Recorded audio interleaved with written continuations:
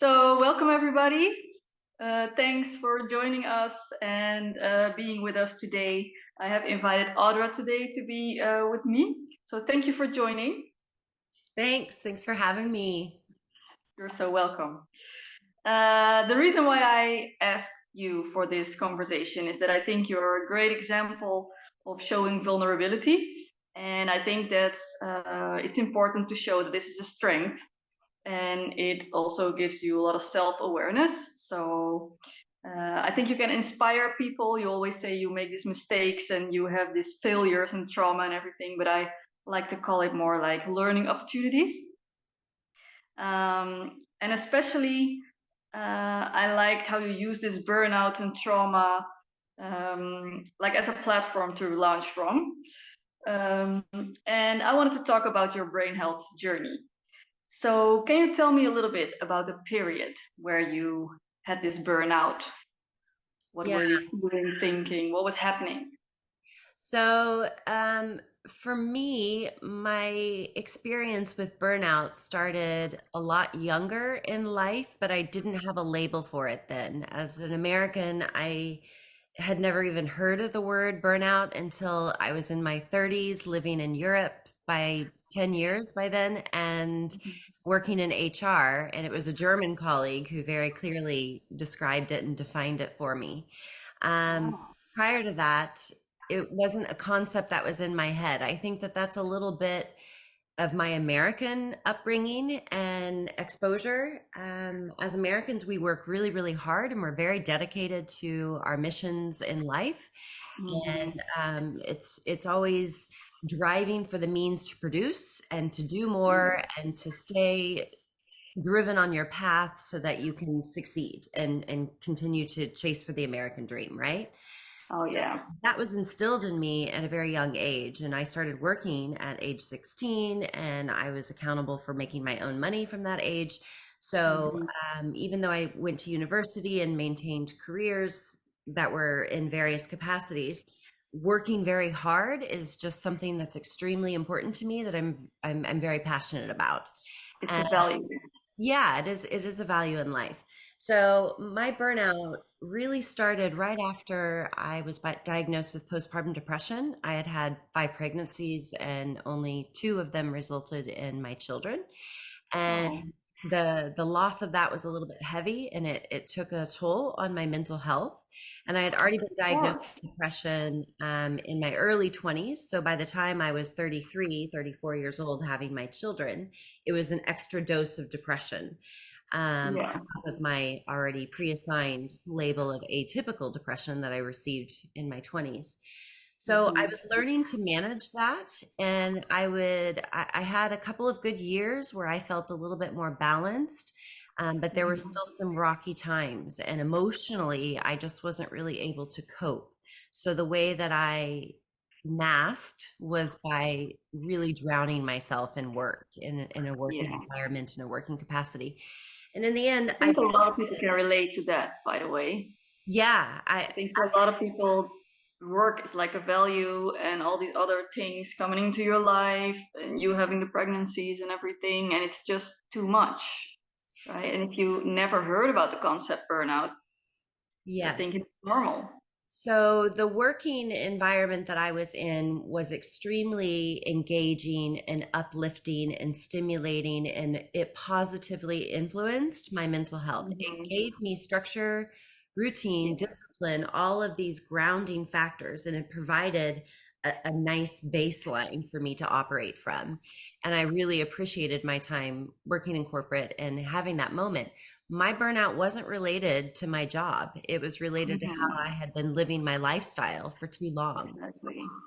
And so in 2015, I had a series of deaths in my life where three of my elders died, three of my parents. And that also uprooted the existing parents that remained. And my family needed to come together and organize what we were going to do. It was a really heavy period of time because I was living on another continent and I was trying to stay connected with my family and be supported. And my role as a person changed. No longer was I just a mother, mothering my children. No longer was I just an employee working as a dedicated staff member and a part of a team. And no longer was Mm-hmm. I just a wife there to serve my husband and to operate together. Now I had also become a child that had to carry Caretaker. parents. Yes. So as you see, these ingredients all add up to a perfect storm. And it was around 2018 where there was a triggering moment at my job within my career, and I actually Mm-hmm. took a demotion and stepped down so that I could have more time at home to focus on myself and my health. And then I really started my journey of transformation. Yeah, that was July of 2018. It was Can you, so you tell me about, I think a lot of people can relate. It's not only work when we're talking about burnout, right? It's like you have kind of personality traits. You want to make the best of all the things you are doing, even if when your values are work. Some people identify themselves with their work, yeah. but you have all these kinds of things, all these areas in life where you need to be. Yes. So I think a lot of people can relate to that. And if you have like these personality traits of being responsible or feeling responsible or feeling more responsible, then that's a risk factor. You want Yeah. to keep everything going. When the pandemic hit and the world felt like it was ending, right? Hmm. Every day became like one shocking headline after the next.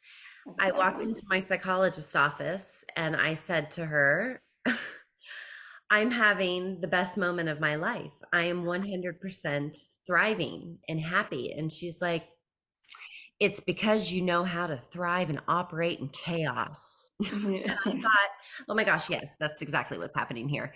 And Hmm. it was kind of like a defining moment for me. By then I was already on my path of transformation. I had already aligned what my nutrition program was going to be with my doctors. I had already had various ultrasounds and blood work done, so I knew what kind of journey I needed to take to Hmm. change my life. So I needed to lose 85 pounds, for instance. I think that's around 40 kilos or so. And I needed Wow. to cut out a lot of dietary addictions, like to Yeah. sugar that I was having, anything that was really toxic and sitting in my body and not allowing me to lose weight, even though I had a cleaner diet. So by 2020, I had said to my psychologist, okay, I've got my health squared away. I'm working on the emotional capacity Hmm. to How get. did you do that?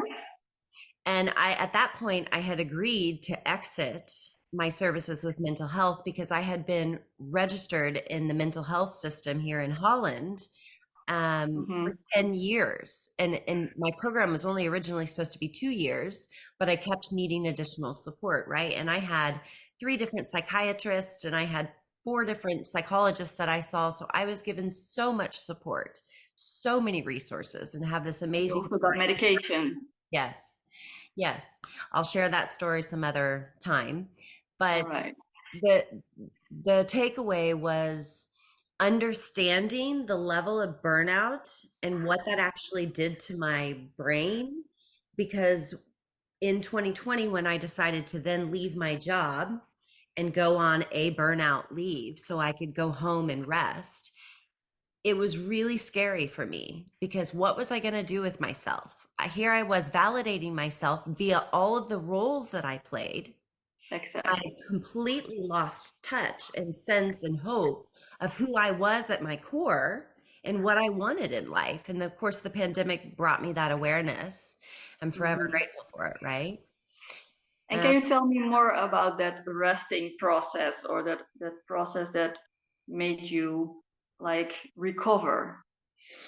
Yeah, so for me, I have certifications and a background in teaching yoga for the last 2 decades. So I basically took that opportunity to dust off all of my yoga books and really deep dive into restorative yoga. And restorative yoga is something that I've really been practicing along with meditation and mindfulness exercises and breath work in these That's last great. years. And that's really helped me calm the F down because what I needed to do was reset my nervous system. Like my central Exactly. nervous system was completely kaput. and it wasn't able to operate on a normal rhythm anymore. So We're it totally out of balance. yes, it took about 6 months for me to reset.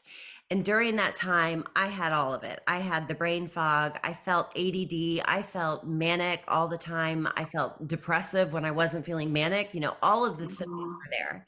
And meanwhile, Yeah. I'm having weekly sessions with my psychologist. So I think that's probably a contribution to my success of self awareness is because I was talking through the process with somebody else that was a professional, and then I knew I wasn't losing my damn mind, right? So it was tough. I had to like force myself to sit down, stare at a wall, and do nothing, listen to no Exactly. music, turn the TV off, put the device down. I didn't answer emails for like 3 months, didn't even open my computer. I was really in a debilitated, frozen state.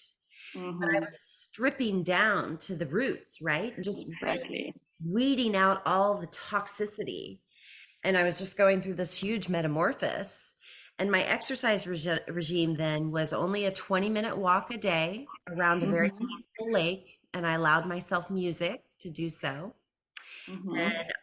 My activities were based around the children, which I only co-parent 50% of the week. So the other 50% of the week, I was able to rest and care for myself for the first time in my adult life.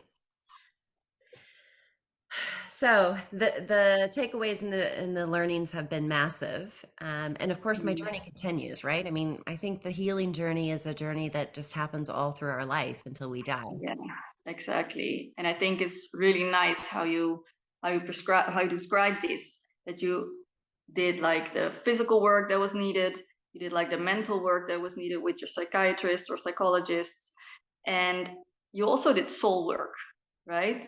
Can you Yeah. tell me a little bit more about the soul work you did? So the soul work for me, I consider myself a very spiritual person, and I have interests that are in esoteric and metaphysical subjects. So I'm a little bit of a Okay. niche marketer. And Hmm. I took that time also to dust off my astrology books. And I really was convincing my psychologist that I was going to take over my mental health management with only using astrology. And she's like, uh-huh, okay. But in the end, that's what I've done. And I've found a Great. community of fellow astrologers that I'm connected with and that I'm working with. And that's actually been my platform to build my business and my brand and more that I'm sharing about now over on Substack on my blog. So Yeah. I have figured out a way to use astrology in the same way that we personality assess.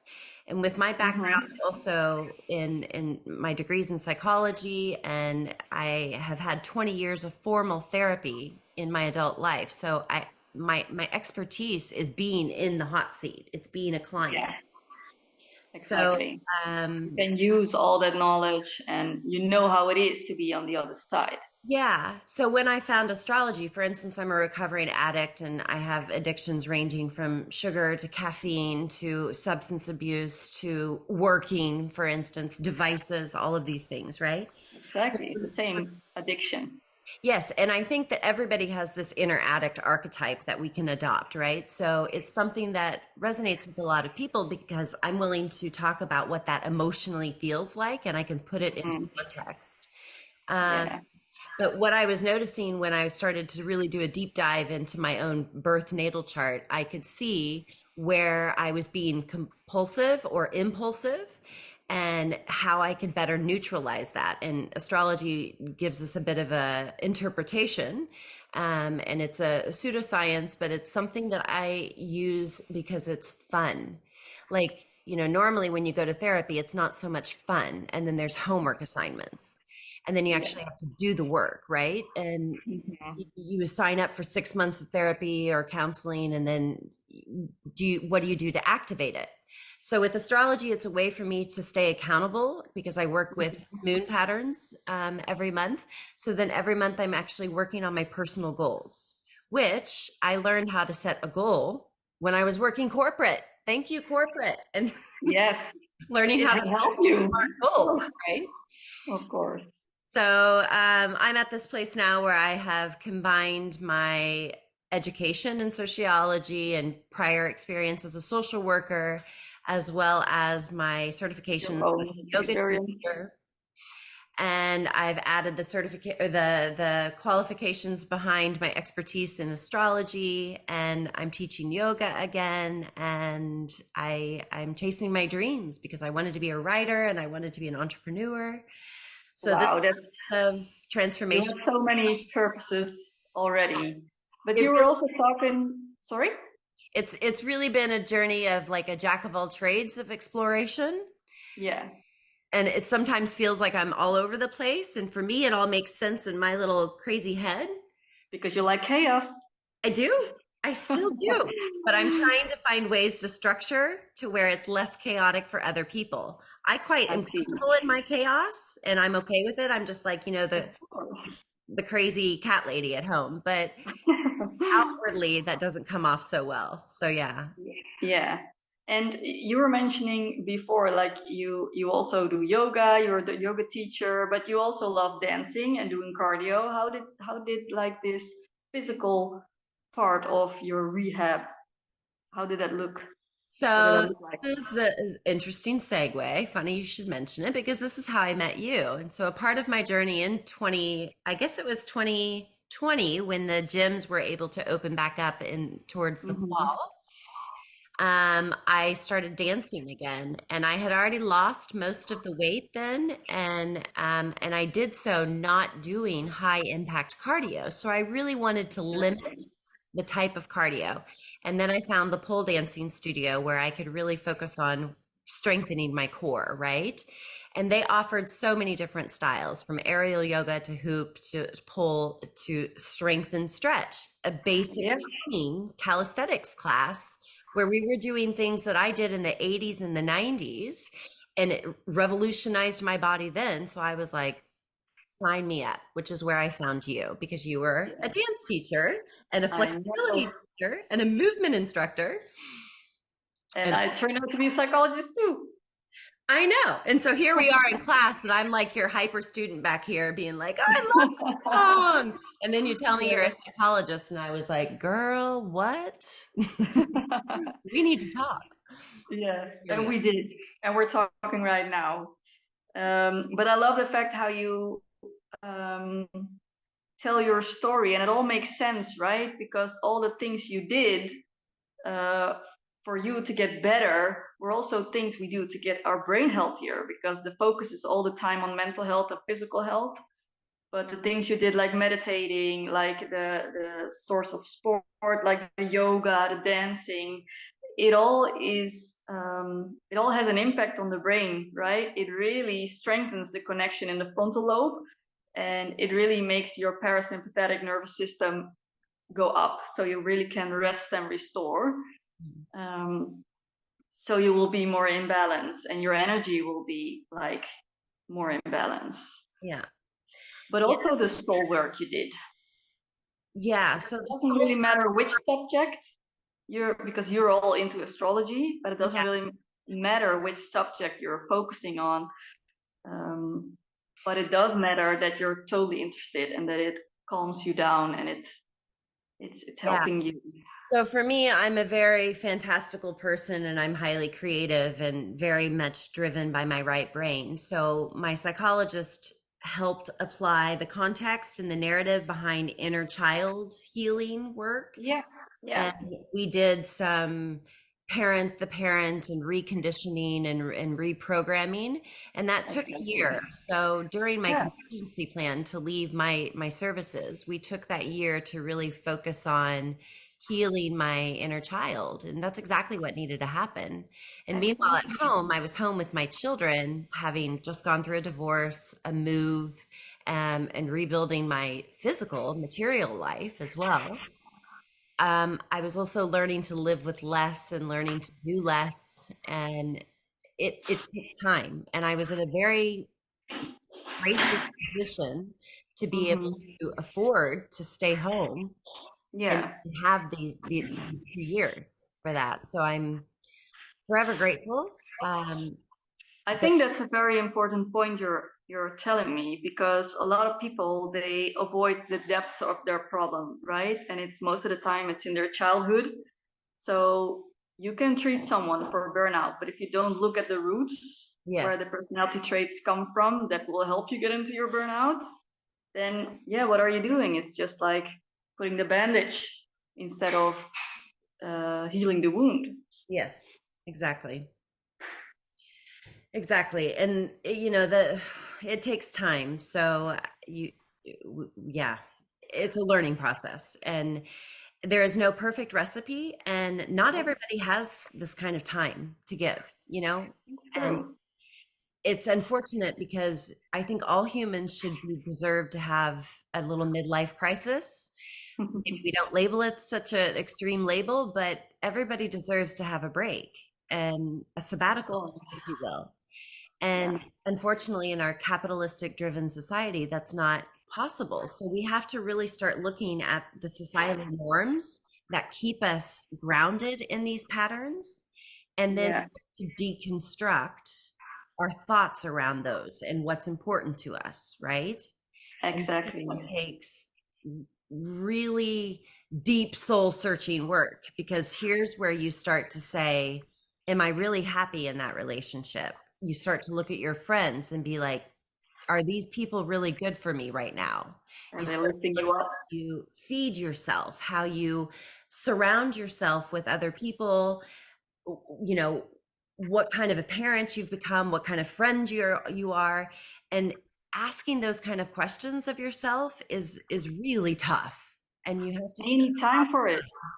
Yes, exactly. You need time and you need work, because everybody in their life, especially in this high achievement world, um, will have pitfalls, will find out things about themselves. And if they don't take the time to find out what the root is or what the problem is, um, yeah, you're going to end up with some kind of mental problems. Yeah, exactly. And I think that everybody goes through a process of awakening. I don't think you need to be a spiritual person. I think that Nope. awakenings can happen at any age, at any time, and given any circumstance. I think people that suffer from traumatic situations, such as losing a parent or losing a child or a loved one, Yeah, will catapult you into an awakening because you really have to think about life in general and the deeper of meaning of course. it, right? Exactly. When you're confronted with the end of life, Yeah. this Yeah. in this way, because it's really happening indeed when people are losing other people. And You're thinking about your own life when it's going to end. So you need to know what is your purpose in life. Why are you alive? What yeah. do you do exactly? Uh, but I don't know if everyone chooses to do or think that way, do that or think that way. I think that some people are like, this sucked, but now it's time to move on. You know, we all Yeah, grieve our own way. And part of my exactly. grieving is movement, action. Like I have to move on to the next thing, work. I need to go on and focus on this. So it's hard for me to Exactly. slow down and take the time to grieve because I'm otherwise very strong and I have a lot of fire behind my personality. So I'm like, come on, we don't got time for this shit. And I Yeah. patience. It's like a coping strategy, right? Everybody has their own coping Completely. strategy. So the first person is avoiding the problem, just go on. And that's also a recipe for most people to come into this burnout, right? To really try to push the emotion away, just move on, don't look at it, just pretend it's not there, or find other activities to bring your nervous system down, like doing sports or doing work or other things like a substance or maybe even having sex. So you Yeah. have all kind of things to put your nervous system down. And Singing, everybody learns them during humming, their life. shaking, dancing, all of these things that we just totally take for granted. Exactly. Basically, acting like a child again. And that sounds Yeah. juvenile, but it's true. If we forget to be a child, we are getting old. Yeah. Yeah. Yeah. So what are the last Yeah. things you really want to give the viewers or the listeners Um, at home? I mean, oh my God. Do you really think that you need to hear more from me? Yeah, I mean, I think the essence of time is really important because it takes life experiences and time in order to become self-aware. And Yes. by no means have I achieved some sort of magical state of self-awareness. No. I mean, no. I make mistakes still daily in my life. And at the moment, I'm building back up my life again from zero, from scratch. This Hmm. just happened to me. I mean, this whole journey for me started in 2018 when a German doctor had said to me, "You are going to lose your life if you continue this way because you have this damage done to various organs." And she was very stoic, right? Always the Yeah, German, yeah, getting it straight. yeah. And that really gave me like a come to Jesus moment, slap in the face that I needed. Compensation. And it was like all my spirit guides behind me were given a nice little hand saying, good God, somebody needed to tell her.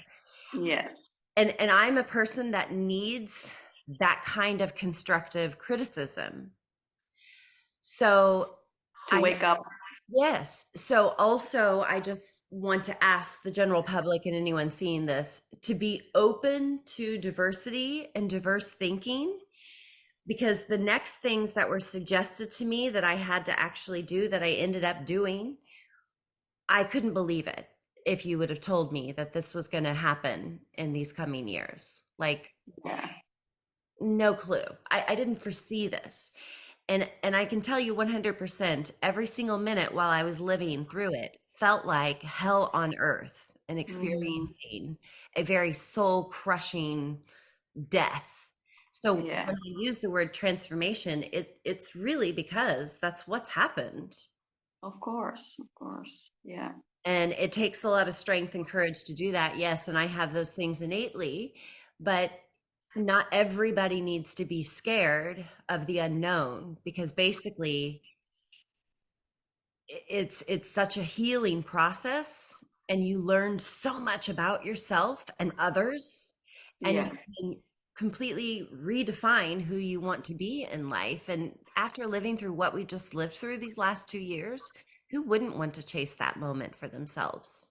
Exactly. So rock bottom is the solid foundation to work on. Yeah, yeah. Yeah.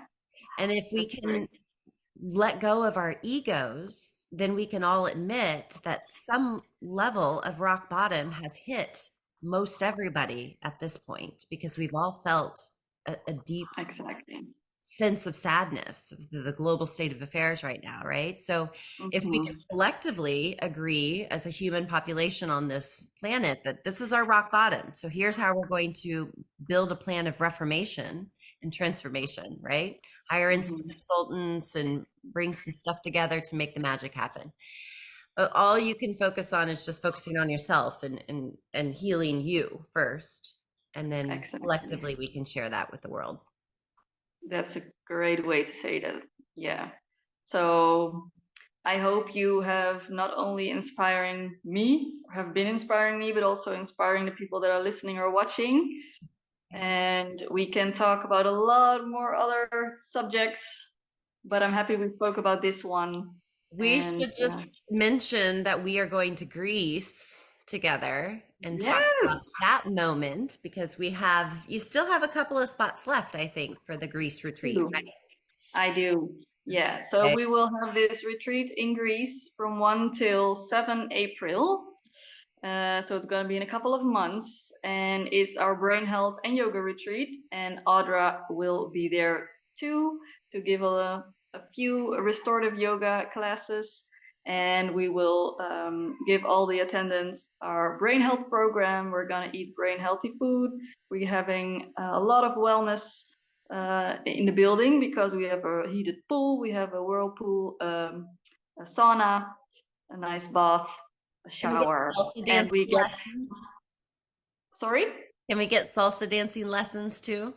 Of course, I will give you a workshop in salsa. Um, if you like that, I think people will like that. We also have like massages, all kinds of different things. So if you come back home, we make sure you have the right tools and things you can work on, and we'll also do like a follow-up to see if you're okay after the retreat. Excellent. So yeah, we will be there. So I hope other people will be interested. So you have to be fast because we only have 2 spots left. Yes. But you will find the information on www.brainhealthretreat.nl, and you can get your spot there. Super. Okay. Yes, so thank you for sharing your story and being so inspiring, just by being yourself. As painfully awkward as that can be. And I love you for it. All Thank right. you. I'll see you soon, okay? All right. Take care. See ya. Bye. Bye.